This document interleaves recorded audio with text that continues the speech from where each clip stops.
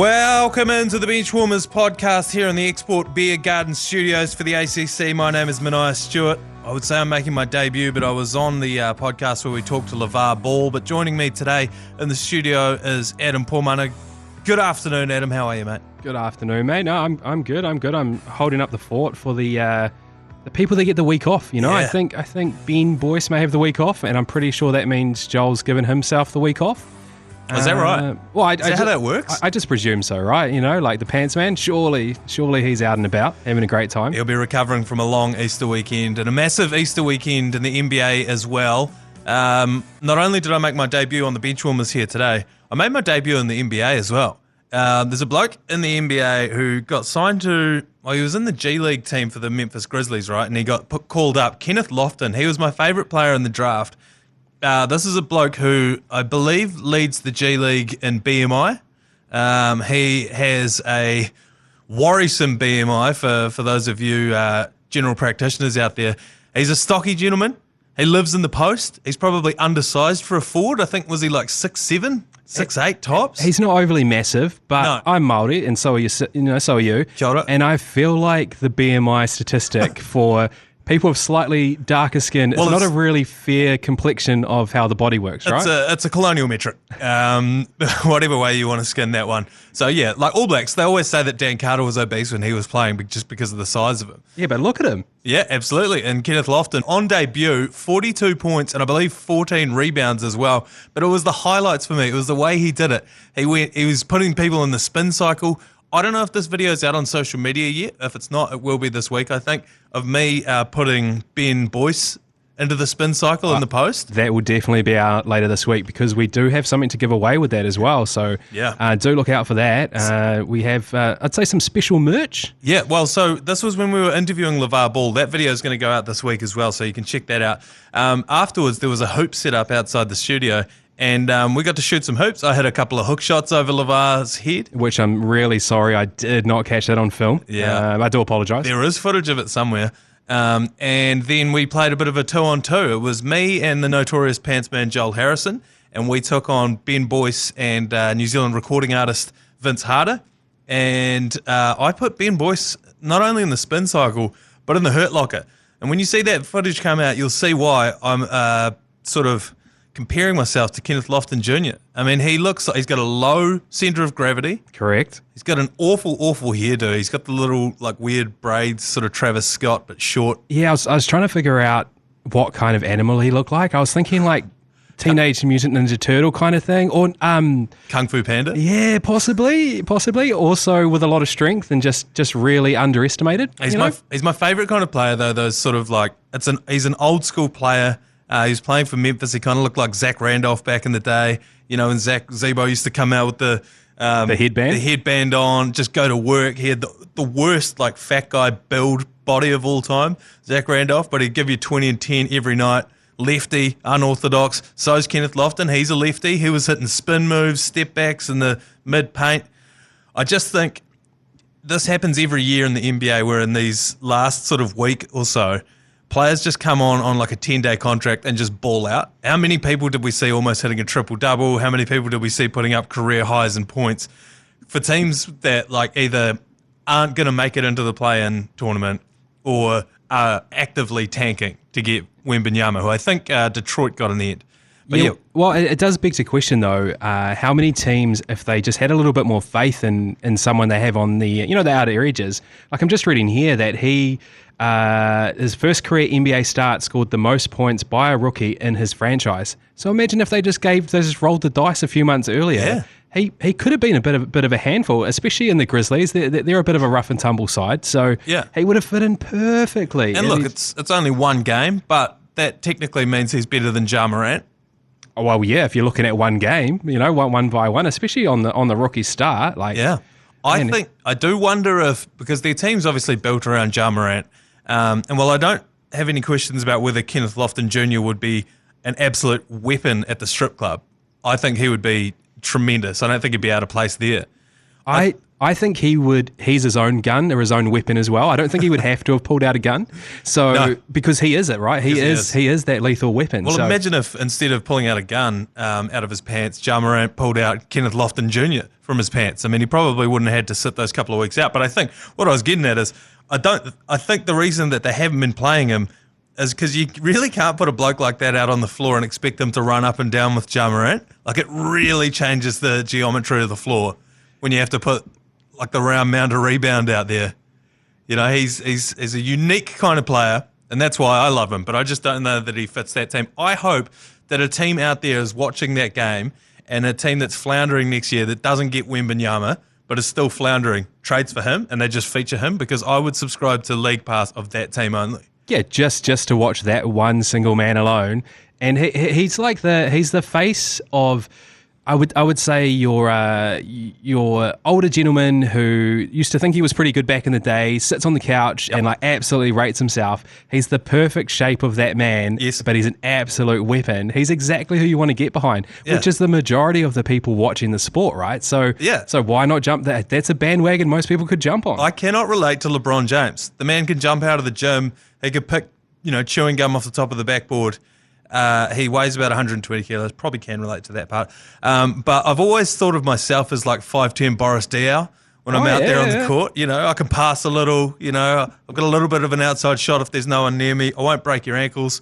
I'll pour you a glass of red wine after the game. Yeah, but you'd also back the man down and shoot over him as well, like as per the video we're talking about earlier. Yeah, absolutely. And I'll make you an espresso just before the game as well. But yeah, so for me, I'm all in on Kenny Lofton. I think we might have to adopt him as the Benchwarmers player, follow his career progress as he goes along. Well, it's an easy thing, right? We're following Steve. We're always following Steve. Yeah. And now we've got our I guess that could just become the ACC shirt that's worn, Yeah. It's irrelevant what number he's wearing. He's just what we are aspiring to, I guess, Mate, ultimately. If he shows up next season with 69 on the back of his jersey, it's over. I'm actually in here in a Vancouver Grizzlies shirt as well. Yeah. I just love the kit. I was so stoked when they signed Steven Adams. But let's get into it. Let's rip into the starting five. This is the starting five for the Benchwarmers. Y'all ready for this? Starting in at number one, Dallas are being investigated for not playing their starters and conceding the final games. The NBA are investigating them after they were eliminated from play-in contention after Friday's contest against the Bulls. Kyrie sat out. Luka chimed in for a couple of minutes, but then left in the second quarter. There's speculation that they purposely sat to have a better chance of a top draft pick. Luka said he's happy there, but there is speculation that he wants out. I wouldn't be shocked if that's the case. But how can you go from trading away, not a massive haul, but a pretty decent haul for Kyrie Irving, to then only weeks later being like, bugger it, we're going to sit everyone and try and get a better pick? Unless this was their play all along. Did they bring in Kyrie Irving to tank the season? That is also a huge point that's been speculated around NBA circles, just the fact of they're almost expecting it to blow up. I guess Kyrie around the league at this point is a little bit of a virus in the way that, it from the outside it all appears good, but it's eating away at everyone on the inside. And they definitely, 100%. But it does seem that way. That he did get interviewed afterwards and he was saying, I just wasn't happy about it. Kyrie? No, Luka. Which is fair. Who knows what Kyrie was saying at this point? I find it hard to listen to much that comes out of that man's mouth because it flip flops around, right? Which is what he does. Yeah. But yeah, it's not good. A really good point I saw is that Luka said in the last week or two that he was just gutted that they didn't re-sign Brunson. Yeah. Because Brunson was the kind of guy that just did all the dog work, and he was in the grills of the other team. Yep. He's like a player that just works in a team. Yeah. Puts in the hard yards and allowed Luka to be that flashy person that he just naturally is. So, and now look, they're in the playoffs, the New York Knicks, and then the Mavs are just out of it. My conspiracy theory is not that they brought in Kyrie to tank this team, but that because Kyrie sat this game out, and I'm not sure why, we probably will never know why, just one of those out because he's Kyrie situations. Who saged the arena before they went in there? Because Kyrie Irving is the league leader in saging arenas before players come into there. So, there was footage of him when he was back at Brooklyn, walking around, swinging sage, burning the smoke around the arena, and he trampled all the bad spirits out. And I just wonder, if you're going to sit a player like that doesn't show up in the box score, that kind of thing. So you're saying we almost need a separate field to really take up, because that could be minutes saged. Saged. Could be a new slot in the old box score. Arenas saged. He'd certainly lead the league. I don't know if we need to bring that into our fantasy basketball categories, but I do think that, that comes with a price. And in this case, the price is they missed the play-in.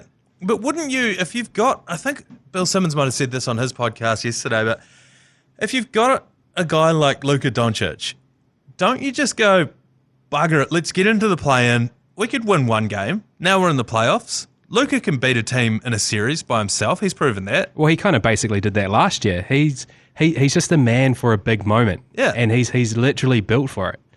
It just baffles me looking at all of the moves that they, made. They got rid of Porzingis, who's been doing great. Tingus Pingus this year has had a great season with the Wizards.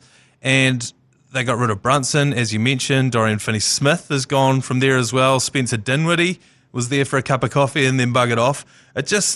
I don't really understand what they're doing, and I wonder if they're a bit of a victim of, like, every team that LeBron's ever been on, where they're like, shit, we're going to win it this year, so let's just bin everyone, ship everyone out, and try and make a play for this year at the expense of actually building a pretty decent team. Yeah, well, that is the thing that's obviously happened at the Lakers at this point, and they've just signed a whole bunch of, I wouldn't say nobodies, but I guess people that you don't really associate with the NBA, like not knowing names, even older guys, like a few years ago they re-picked up Rajon Rondo and stuff like that, and they were just filtering through the people that had been extremely good in their career, had tapered off, but still could win. Yeah. I reckon it raises a good point. It makes you wonder if they kind of did do it to tank, because what's 20-30 million for Mark Cuban, right? At this point, I've seen him swear. He said the F word live in a broadcast a few years ago, and it cost him like $50,000 or $100,000. Yeah, and it was going to charity, and he thought, why not? Let's just do it again. So he's just doubled down. But it's not like it's a problem, right? No. So it's probably the only situation where it actually could be true. $20 million for Mark Cuban is one episode of Shark Tank. That's how much he invests in an average episode of Shark Tank, which I've been rewatching a lot of. It's on at the moment, just after the news. Extremely good show, I would say as well. It's a show. Did you ever watch Dragon's Den in the same kind of format? Yep. It's always interesting, right? Yeah, well, we had a segment on the Mad Monday podcast that we need to bring back, and it was St. George Illawarra Dragon's Den or Cronulla Shark Tank. But we need to bring one of those back. I think the only person who can save the Mavericks at this point is Kenneth Lofton Jr. On to the second point of our starting five. Udonis Haslem. The corpse of Udonis Haslem is officially retired, and he becomes the third person to play 20 seasons with one team after retiring this week. Oh, Udonis! You did it again! Haslem, 3 triples and 24 points. The Heat with 121 and a 15-point lead. Party time in the Heat's house right now, and Erik Spoelstra demanding his team to take that foul so Haslem could probably come out and hear it from this Heat crowd. And you know what? We're going to join everybody in the Heat's house with a standing ovation right now for the one and only Udonis Haslem. Yep, so he joins Dirk and Kobe on that pantheon of players. I don't think many people will remember him as that sort of echelon of player, Udonis Haslem, but he was there for the Heatles. He's been there for just about forever, it seems. Yeah, well, he would have picked up those championships when LeBron went there as well, yes. which would be an extremely nice thing to have in the cabinet. Yeah. I don't know if you've seen any highlights from this game, but he also got an alley-oop. What? Did he lay it in? No. He slammed it in, and he's ripped at the rim as well, and everyone's gone ballistic. And when he was interviewed after the game, they said, I didn't think you had it in you. And he's like, well, if you don't use it, you're going to lose it. But I don't think that's he really... He hasn't been using it. Yeah, well, he hasn't been playing, you're right. But, he's 42, man. That's bloody impressive for a 42-year-old man. It's like him and Vince Carter, the only two 42-year-olds. Kareem Abdul-Jabbar as well, back in the day. But where do you stand, Adam, on the, testimonial games that they do? Like Kobe's last game when he scored 60, these kind of like... Yeah, was it 60 off like 74 shots or something? It was a crazy amount. Yeah, it kind of jumped the shark a little bit for me. Like in that Kobe game, Gordon Hayward, they were playing the Utah Jazz and Gordon was playing for them at that time. And on one of Kobe's free throws to make 60 points, Hayward stepped over the line so that if Kobe had missed that shot, it would have been a lane violation and he'd get to take the shot again.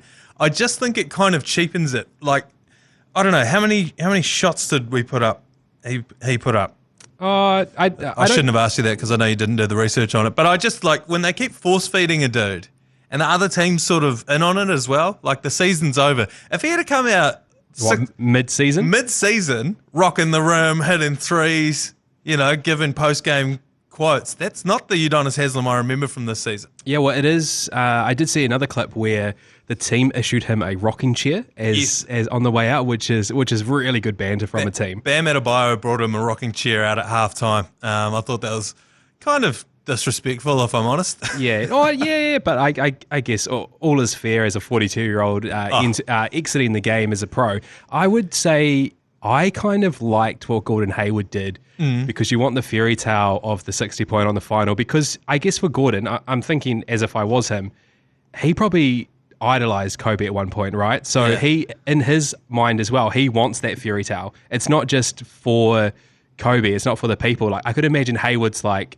deep down, you've absolutely smoked us, but I want to be here. I want to be front row. Like imagine how crazy that would be just to have in the locker. Because I guess if you're questioning that, you're probably also questioning Dwayne Wade's whole last year as an end of year tour, where after every game they swap jerseys and it was a big spectacle. Like, yeah, I guess it's a hard line. I guess it's how that person wants to run it out, eh? I personally, and I feel like Udonis Haslem would be this kind of guy. He wouldn't want that 24 points just given to him. He would want to earn it. You don't want to retire and then the next day have someone say, oh yeah, but they gave it to you. That's why I personally, selfishly, if I was Gordon Hayward, I would want to have my last memory of Kobe as me hitting a three right in his face to win the game. Because I don't, you're a competitor. This is how you pay your bills. I get that there's, like, I didn't enjoy when they stopped the game down earlier this year for LeBron passing Kareem. Oh, that was, and for how long? Like 30 minutes? And then he went on to lose by like 15 points. So I just think they kind of jumped the shark on that kind of thing. But my only other point on Udonis Haslem is, particularly in American sports, ring culture, all this kind of thing, everybody, you have to try and be the best, otherwise what are you doing? I think there's something to be said for playing at 20 straight seasons, living in Miami. There is no state tax. By all accounts, the greatest strip clubs known to man are there. Israel Adesanya was just partying there in like Miami. A rock star. Like a rock star. It's a city built entirely on cocaine. And you're going to sit there and make, what would he have averaged over a season, like $10 million a year? Yeah, I would say. What else could you possibly do to make $10 million a year and live in Miami? Yeah, there's not much, right? Sell cocaine. Well, yeah, you would be the lead of distribution. Like, I guess going back to that first point though about scoring 24 in your final game, I did find a good stat here that this is the most he'd scored since November 14, 2009, and he tied his third most points ever in his career with the 24 on his final game. So, yeah, I guess he really went out swinging, if that's fair to say, right? Yeah, but I mean, yeah, like I said, 20-year career, $10 million a year, park up in your rocking chair. Tippable, extremely tippable. And they will, they'll look after him deep into his retirement as well. On to item number 3 now. There's been a couple of team bust-ups caught on camera this week. And Adam, I actually understand you were at the Timberwolves game, weren't you? And you managed to sneak your little recording device into the back tunnel when Rudy Gobert was getting escorted out of the arena. Yeah, well, let's just see what I got here, eh? Kiss his ass way too much. Don't tell me. Focus. What the fuck is wrong with y'all? I got a decision to make this thing. So, obviously because I was trying to hide it. Yeah, muffled. Yeah, muffled. A little bit shaky. But yeah, I did really well to get all the way from America a day ago, right back in the seat just to run the show with you. You look buggered. Oh, it's been a tough 24 hours. So that was Kyle Anderson after him and Rudy Gobert got into it. I don't think I've seen this on a sideline before. I mean, I might have seen a highlight from like the 60s or something, but two teammates getting into it on the sideline. But they're saying it's a punch. It was kind of like in the NRL where they grab their opponent's shirt and then shove them with their fist. It was kind of more that than really an out-and-out punch, wasn't it? Yeah, he's Anderson's probably just dark that they're paying that man so much money to do piss all. Yeah. And he's probably just had enough of it. They're saying, you need to feed him the ball. He's not getting enough. He's, you're not supporting him. But Gobert this season has just bombed. He is an extremely massive giant of a man, and he's playing like he's 5'8" in a way at times. It's really hard, I guess, when someone is getting paid the big bucks in front of you. You just have to cop it, and you're earning probably bugger all. Yeah. And he's just shit. I think around the 10 million mark for Kyle Anderson, slow-mo, and then around the $40 million mark for Gobert. They traded everything. They traded the house for him as well. And ironically, they're a better team when he's not playing them. But you've dug out a couple of tweets. He went after Draymond, didn't he, at the start of the season? Yeah, so that was when Draymond and Paul had their infamous fight, which there was also audio caught from a cheeky dog in the back of the room. And he tweeted out to him, "Insecurity is always loud." And it's safe to say that Draymond kept his receipt, and as soon as he saw this come out, tweeted it straight back at Gobert as well, just to let him know, hey, it can go both ways, because insecurity is always loud is such a weird phrase to try and piss someone off, or really neg them. It's not really saying a lot. And that's, I don't know, for me, Rudy Gobert just seems like the kind of guy who'd be an absolute nightmare to have on your team. There was a video when he didn't make the All-Star game a few years ago. He's crying in his car, saying that he didn't, because he didn't make the All-Star team. Nobody wants to watch you set screens and rebound in an All-Star game. Not in an All-Star game, correct.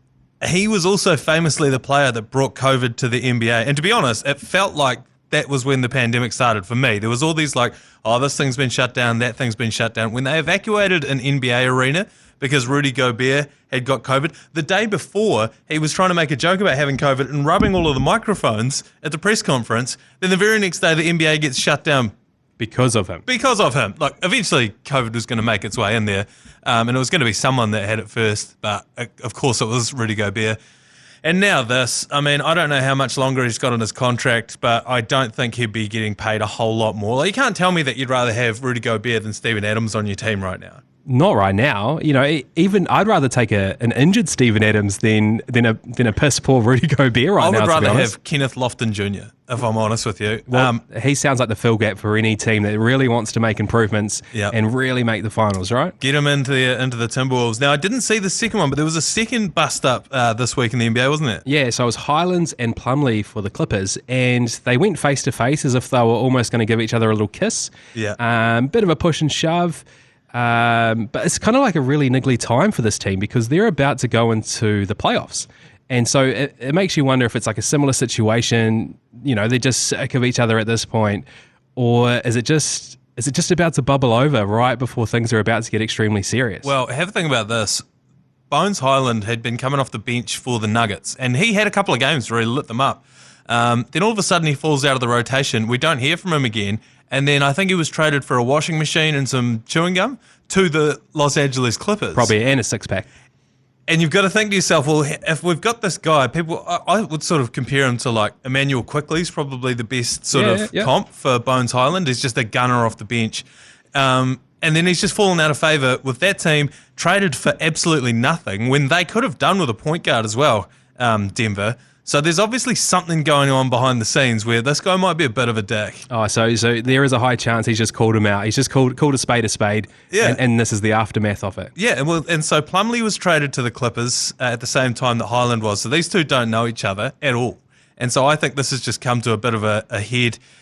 It's always stupid to me when a guy like Bones Highland, who'd be about 60 kilos with a rock in his pocket, goes up against a guy who's 7'1" in Plumlee. Yeah, but I guess it comes back to, as we were talking about NRL earlier, that no one's really going to throw a punch. Yeah, and I guess that's why, you get the little I would say tickle on the chin. It's never really much more than that, and that's just that's frustration. Maybe he just needs to let it out. He just needs to let it breathe, The problem is when you're a player like Bones Highland and you're, 5'10", 6 foot, whatever he is, and you're versus a guy like Plumlee who's about 7'1". It's way easier to not re-sign a guy who's under 6 foot than it is to not re-sign a 7-footer. You know what I mean? You can let that small guy walk, because as long as, like, even if it is Plumlee, I doubt it's him that's the problem in this situation. But even if it was, as long as you're 7 foot and can chew gum and walk at the same time, there's a spot for you on an NBA roster. On any NBA roster. If you were 7 foot tall right now, you'd walk into the Clippers tomorrow. Wouldn't that be nice, eh? Wouldn't that be nice? And I could probably get some more dirty recordings as well. On that as well, there's a second point, right?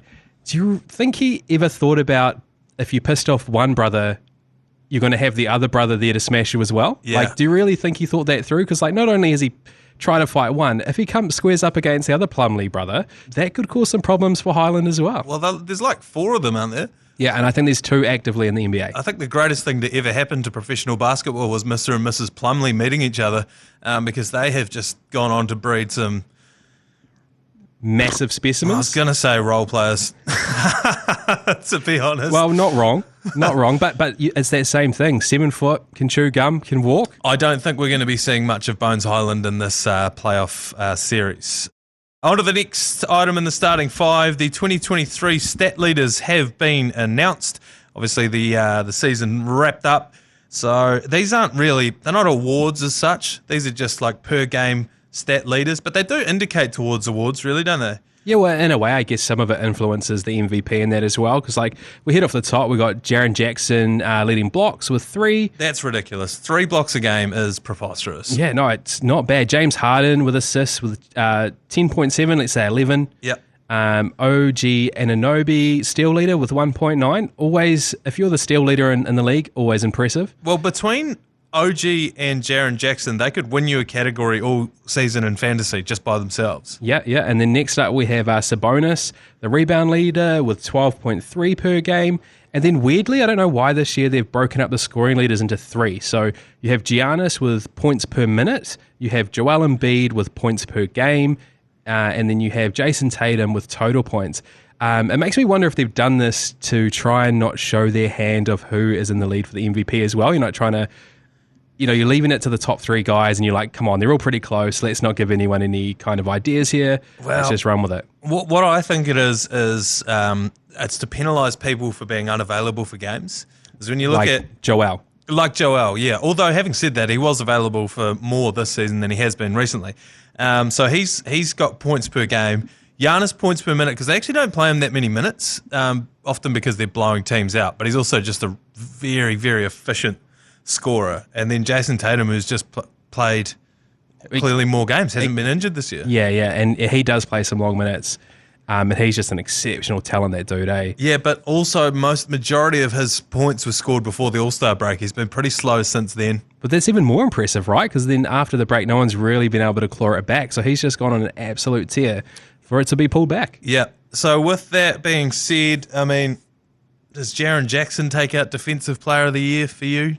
Well, I guess it kind of has to reflect this to a way, right? Like, It has to be. It's either him or OG.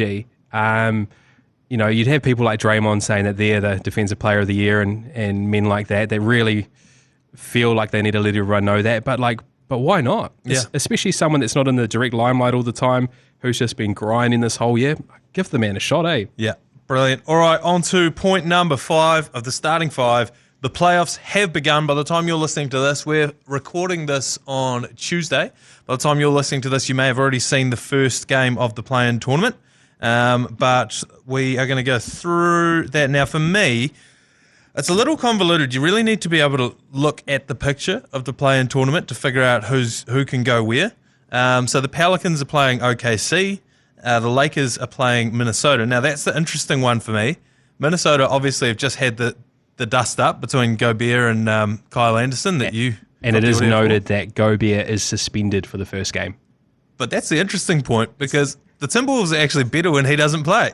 That is correct. So do you think, like the Dallas Mavericks, he did it on purpose? He's really trying to influence the situation, which could be beneficial to him. There's easier ways to do that, like just don't play him. Or just don't be terrible, I guess. Don't play, because I always look at NBA teams, particularly around the trade deadline at the start of this season when they bring players in, and you think to yourself, if I was, managing this team on NBA 2K, would I have brought him in? If I had Karl Anthony Towns, there's no way you would trade for a player like Gobert.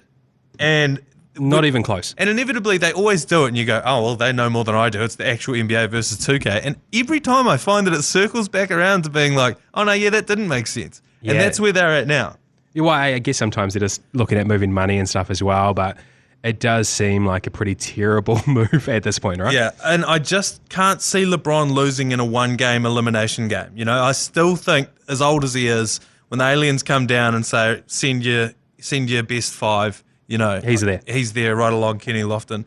And if they do win that game against Minnesota, that puts them in the 7th seed, where they will play the 2nd seed, who is the Memphis Grizzlies. Well, they'll get to meet you. They'll get to meet me. Yeah. In that first game. And we get the showdown that we've all wanted, LeBron v. Kenny, and that'll be a very interesting one. On the other side of the bracket, Miami are taking on Atlanta in the 7-8 seed.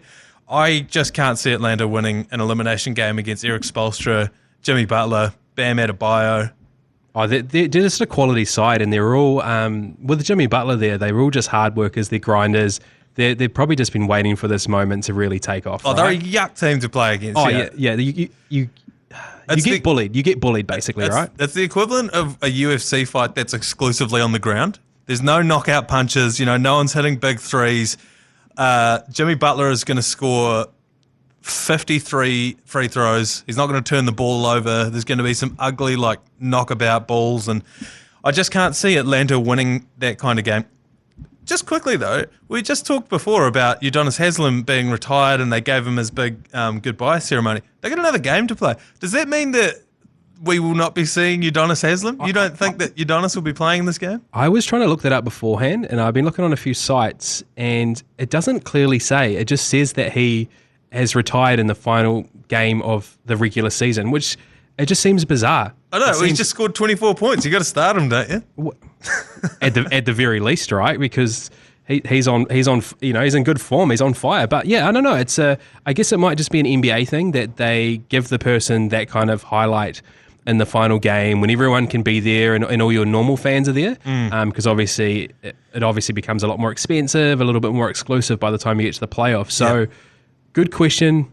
Sorry, I don't have an answer. Toronto, Chicago is the other play-in on the Eastern Conference. Toronto 41-41. They're bang on 500. Chicago 40-42. I can't split either of those teams. I really don't know who's going to win that one. And to be honest with you, I don't care. They're going to get obliterated by Milwaukee, whoever goes through from that side. If you're just looking at the play-in tournament and the seedings as they are now, though, Adam, what's the most? What matchup gives you the biggest hard-on out of those? I'm going to go with the Toronto-Chicago just because I'm a fan of a few players in each team, right? Like I'm definitely a lot of the time when I played fantasy, I had DeMar DeRozan, and he's just like a good-looking basketball player. You know, like he passes the eye test. Yep. So I'm a huge fan of that game. Miami, Atlanta, you're right. It's a bit yuck on the eye. Yep.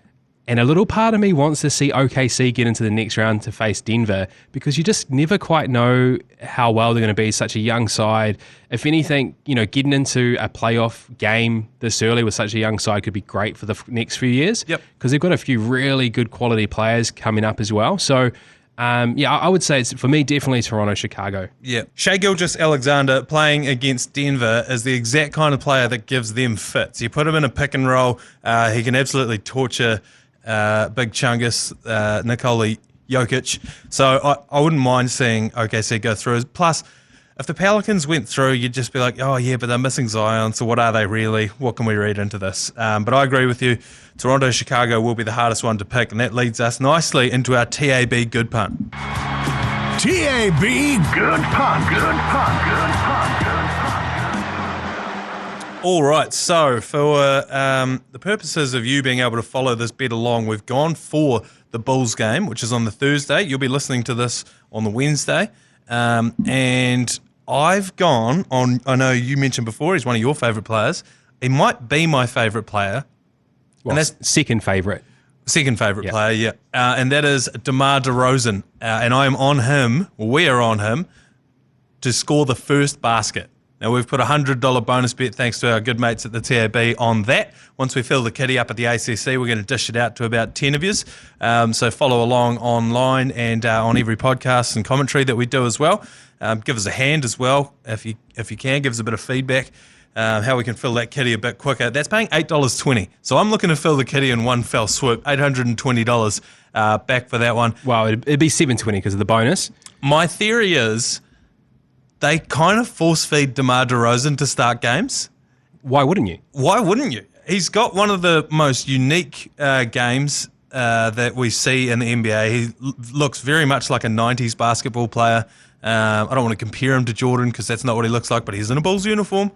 And he just buries people from the mid-range. And I think that so many teams just aren't used to trying to defend a guy like that because NBA defenses are set up to keep you at the top of the 3 line, run you off it, block you off at the rim, and you can have all that weird little in-between space. Yeah, which is where he eats the most, right? He's got a really good long 2, and he's very agile, and he can get to the rim when he wants. He looks like he's playing 2K, yes, and it's just a little bit easy for him, right? So I guess ultimately, let's hope that comes in because that's a nice little bet there, mate. $8.20. He's not even the favourite for the first basket either. So that one is a nice quick hit. It. We'll know if we're bust almost immediately. So that'll do us for the Benchwarmers for this week. It's been an absolute pleasure to join you, Adam. I hope I can get the call up again down the track. Oh, it's better you than me, mate. Or worse when it's both of us. So join us next week for a recap of the first week of action in the NBA playoffs. We'll see you then.